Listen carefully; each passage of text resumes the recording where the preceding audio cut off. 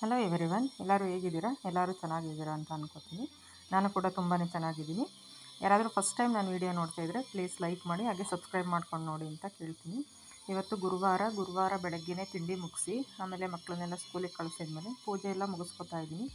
ಪೂಜೆ ಮುಗಿಸ್ಕೊಂಡು ಆಮೇಲೆ ದೇವಸ್ಥಾನಕ್ಕೆ ಹೋಗಬೇಕಿತ್ತು. ನಾನು ರಾಘವೇಂದ್ರ ಮಠ ಹಾಗೆ ಸಾಯಿ ಮಂದಿರ ಎರಡೂ ಅಕ್ಕಪಕ್ಕನೇ ಇದೆ. ತಿಂಗಳಿಗೆ ಒಂದು ಸಲ ಬಂದು ಇಲ್ಲಿ 2 ಕಡೆ ದೀಪ ಹಚ್ಬಿಟ್ಟು ಬರ್ತೀನಿ. ಹೋದ ತಿಂಗಳು ಊರ ಕಡೆ ಓಡಾಟ ಜಾಸ್ತಿ ಇದ್ದಿದ್ದರಿಂದ 2 ದೇವಸ್ಥಾನಗಳಿಗೆ ಬರೋಕ್ಕೆ ಆಗಿರಲಿಲ್ಲ. ಸರಿ, ನನ್ನ ಹಸ್ಬೆಂಡ್ ಸೆಕೆಂಡ್ ಶಿಫ್ಟ್ ಇದ್ದರು, ಸೊ ಹಂಗಾಗಿ ಹೋಗ್ಬಿಟ್ಟು ಬರೋಣ ಇವತ್ತಾದರೂ ಅಂದ್ಕೊಂಡು ಬಂದ್ವಿ. ಫಸ್ಟು ಅಲ್ಲಿ ಸಾಯಿ ಮಂದಿರಕ್ಕೆ ಹೋಗಿ ಅಲ್ಲೇ ದೀಪ ಹಚ್ಚಿ ಆಮೇಲೆ ಇಲ್ಲಿ ರಾಘವೇಂದ್ರ ಮಠದಲ್ಲಿ ದೀಪ ಹಚ್ಚಿ ಬಂದ್ವಿ.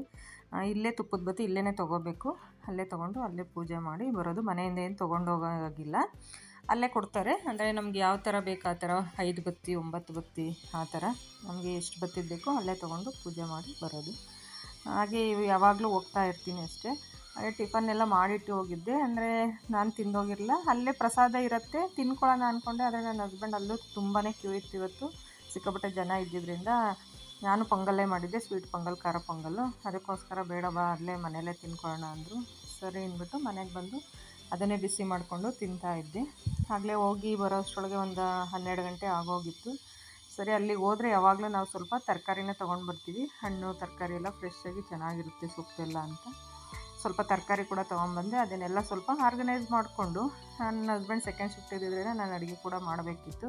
ಸರಿ, ಹೇಗೋ ಅಲ್ಲಿ ಸೊಪ್ಪು ತೊಗೊಂಬಂದಿದ್ದೆ, ಪಾಲಕ್ ಸೊಪ್ಪನ್ನ. ಹಾಗಾಗಿ ಪಾಲಕ್ ಮತ್ತು ಬೇಳೆನೇ ಹಾಕಿ ಪಪ್ಪು ಮಾಡೋಣ ಅಂದ್ಕೊಂಡು ಫಸ್ಟು ಸೊಪ್ಪೆಲ್ಲ ಬಿಡಿಸ್ಕೊಂಡು ಆಮೇಲೆ ಸಾಂಬಾರು ಮಾಡ್ಕೊಳ್ಳೋಣ ಅಂತ ತರಕಾರಿ ಏನೇನು ತಂದಿದ್ದೆ ಅದನ್ನೆಲ್ಲ ಬಾಕ್ಸಿಗೆ ಹಾಕಿ ಸ್ಟೋರ್ ಮಾಡ್ಕೊತಾ ಇದ್ದೀನಿ.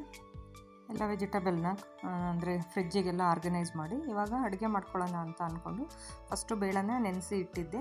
ಬೇಳೆ ಸ್ವಲ್ಪ ನೆಂದಿತ್ತು. ಆಮೇಲೆ ಸ್ವಲ್ಪ ಅರಿಶಿನ ಪುಡಿ, ಹಾಗೆ ಟೊಮೆಟೊ, ಹಸಿಮೆಣ್ಸಿನ್ಕಾಯಿ, ಬೆಳ್ಳುಳ್ಳಿ, ಈರುಳ್ಳಿ, ಹಾಗೆ ಪಾಲಕ್ ಸೊಪ್ಪು ಒಂದು ಕಟ್ ತಂದಿದ್ದೆ. ಅದನ್ನು ಎಲ್ಲ ನೀಟಾಗಿ ತೊಳೆದು ಕಟ್ ಮಾಡಿಬಿಟ್ಟು ಎಲ್ಲಕ್ಕೆ ನಮ್ಗೆ ಏನೇನು ಬೇಕು, ಖಾರದ ಪುಡಿ ಹಾಗೆ ಜೀರಿಗೆ ಏನೇನು ಬೇಕು ಎಲ್ಲ ಹಾಕ್ಬಿಟ್ಟು ಒಂದು 2-3 ವಿಷಲ್ ಕೂಗಿಸ್ಕೊಂಡ್ರೆ ಆಮೇಲೆ ಇದನ್ನು ಹಾಗೆ ಮಸ್ತ್ಬಿಟ್ಟು ಬೇಗ ಸಾಂಬಾರು ಮಾಡ್ಕೊಬೋದು. ನಾನು ಹಸಿಮೆಣ್ಸಿನ್ಕಾಯಿ, ಸ್ವಲ್ಪ ಖಾರದ ಪುಡಿ, ಧನಿಯಾ ಪುಡಿ 2 ಎಲ್ಲ ಒಟ್ಟಿಗೆ ಹಾಕ್ಬಿಟ್ಟು, ಅಂದರೆ ಸೊಪ್ಪು, ಬೇಳೆ, ಟೊಮೆಟೊ, ಈರುಳ್ಳಿ, ಬೆಳ್ಳುಳ್ಳಿ ಏನೇನು ಬರುತ್ತೆ ಅದನ್ನೆಲ್ಲ ಒಟ್ಟಿಗೆ ಹಾಕ್ಬಿಟ್ಟು ಕೂಗಿಸ್ಕೊತೀನಿ. ಆಮೇಲೆ ಇದು ಚೆನ್ನಾಗಿ ಕೂಗಿದ್ಮೇಲೆ ಈ ರಸನ ಬಸ್ಕೊಂಡು ಬೇಳೆನ ಚೆನ್ನಾಗಿ ಸ್ಮ್ಯಾಶ್ ಮಾಡ್ಕೋಬೇಕಾಗುತ್ತೆ. ಚೆನ್ನಾಗಿ ಸ್ಮ್ಯಾಶ್ ಮಾಡಿಕೊಂಡ್ರೆ ಬೇಳೆ ಚೆನ್ನಾಗಿ ಬೆಂದಿದ್ರೆ, ನಾನು 1/2 ಅವರ್ ನೆನೆಸು ಇಟ್ಟಿದ್ದೆ. ಹಾಗೆ ಒಂದು 3 to 4 ವಿಷಲ್ ಕೂಗಿಸ್ಕೊಂಡ್ರೆ ಬರೀ ಈ ಥರ ಸ್ಮ್ಯಾಶರಿಂದ ಸ್ಮ್ಯಾಶ್ ಮಾಡಿಕೊಂಡು ಮೇಲೆ ಒಗ್ಗರಣೆ ಮಾಡಿಕೊಂಡ್ರೆ ಬೇಗನೆ ಈ ಸಾಂಬಾರು ಆಗೋಗ್ಬಿಡುತ್ತೆ. ನನ್ನ ಹಸ್ಬೆಂಡ್ ಸೆಕೆಂಡ್ ಶಿಫ್ಟ್ ಡ್ಯೂಟಿಗೆ ಹೋಗಬೇಕಿತ್ತು, ಸೊ ಹಂಗಾಗಿ ಪಟ ಅಂತ ಮಾಡಬೇಕಾಗಿತ್ತು ನಾನು. ಹಾಗಾಗಿ ಇದಾದರೆ ಬೇಗ ಈಸಿಯಾಗಿ ಆಗೋಗ್ಬಿಡುತ್ತೆ ಅಂತ ಈ ಸಾಂಬಾರನ್ನ ಮಾಡ್ಕೋತಾ ಇದ್ದೀನಿ. ಬೇಳೆನೆಲ್ಲ ಮಸ್ತು, ಮತ್ತು ಅದಕ್ಕೇ ರಸ ಇತ್ತಲ್ಲ ಅದಕ್ಕೇ ಈ ಬೇಳೆ ಎಲ್ಲ ಹಾಕ್ಬಿಟ್ಟು ಉಪ್ಪು ಹಾಕಿ ಒಂದು 5 ನಿಮಿಷ ಕುದಿಸ್ಕೊಂಡು ಮೇಲೆ ಒಗ್ಗರಣೆ ಹಾಕ್ಕೊಂಡ್ರೆ ಆಗೋಗುತ್ತೆ. ನನ್ನ ಹಸ್ಬೆಂಡ್ಗೆ ಈ ಪೊಂಗಲೆಲ್ಲ ಅಷ್ಟೊಂದು ಇಷ್ಟ ಆಗೋಲ್ಲ. ಅವ್ರಿಗೇನೋ ಬೇಗ ಹೊಟ್ಟೆ ಹಸಿವಾಗುತ್ತೆ ಮತ್ತು ಹೊಟ್ಟೆ ತುಂಬ್ದಂಗೆ ಅನ್ಸಲ್ಲ ಅಂತ ಹೇಳ್ತಾರೆ. ಅದಕ್ಕೋಸ್ಕರ ಸರಿ ನಾನು ಮುದ್ದೆ ಅನ್ನ ಎಲ್ಲ ಮಾಡಿಕೊಟ್ಬಿಡೋಣ. ಅವ್ರು ಇನ್ನೇನು 1:30ಗೆಲ್ಲ ಡ್ಯೂಟಿಗೆ ಹೊರಡಬೇಕಿತ್ತು, ಸೊ ಅದಕ್ಕೋಸ್ಕರ ಬೇಗ ಮಾಡ್ತಾಯಿದ್ದೆ. ಆಮೇಲೆ ಒಂದು ಕಡಾಯಿ ಇಟ್ಬಿಟ್ಟು ಸ್ವಲ್ಪ ಎಣ್ಣೆ, ಸಾಸಿವೆ, ಜೀರಿಗೆ, ಇಂಗು, ಬೆಳ್ಳುಳ್ಳಿ, ಹಾಗೆ ಒಣಮೆಣಸಿನ್ಕಾಯಿ, ಕರಿಬೇವು ಎಲ್ಲನೂ ಹಾಕಿ ಮೇಲೆ ಒಗ್ಗರಣೆ ಕೊಟ್ಟರೆ ಈ ಸಾಂಬಾರು ಕೂಡ ಬೇಗನೆ ರೆಡಿ ಆಗಿಬಿಡುತ್ತೆ.